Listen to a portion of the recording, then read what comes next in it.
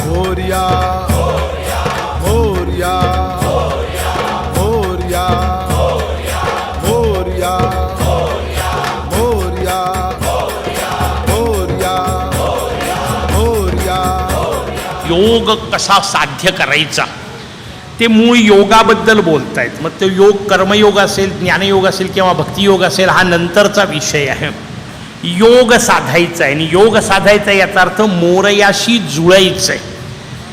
का जुळायचं आहे ते आपण वारंवार पाहतोय की कोणत्याही गोष्टीच्या जवळ तुम्ही गेल्यानंतर त्या गोष्टीचे गुणधर्म आपल्याला लागतात. व्यवहारातला नियम आहे.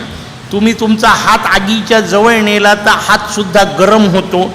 तुम्ही तुमचा हात बर्फावर ठेवला तर तुमचा हातसुद्धा थंड होतो.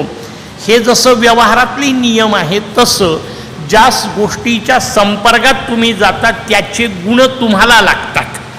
मग मी मोरयाच्या जवळ का जायचं आहे त्याचं उत्तर आहे मोरयाचे गुण मला लागले पाहिजे.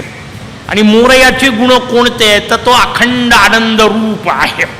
मग मला ती अखंड आनंद रूपता जर मिळवायची असेल, अखंड सुखी व्हायचं असेल, समाधानी शांत प्रसन्न व्हायचं असेल तर तो ज्याचा गुण आहे, तो ज्याचा स्वभाव आहे, स्वरूप आहे त्याच्याजवळ मला जावं लागेल. हा साधा हिशोब आहे. आणि म्हणून योग सांगितला. योग याचा अर्थ जुळणे. का जुळायचं? आनंदासाठी जुळायचं. तो आनंदी आहे, तो स्वतः आनंदी आहे. म्हणून मोरयाच्या निवासस्थानाचं नावच स्वानंद आहे. जसं वेगवेगळ्या देवतांचं येणारच आहे वर्णन पुढे, आपल्याला त्याच्यावर आणखीन विवेचन करू.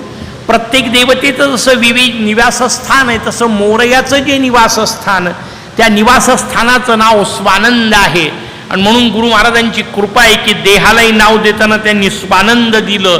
कारण स्वानंद हा देह नाही आहे, हे मोरयाचं निवासस्थान असलं पाहिजे.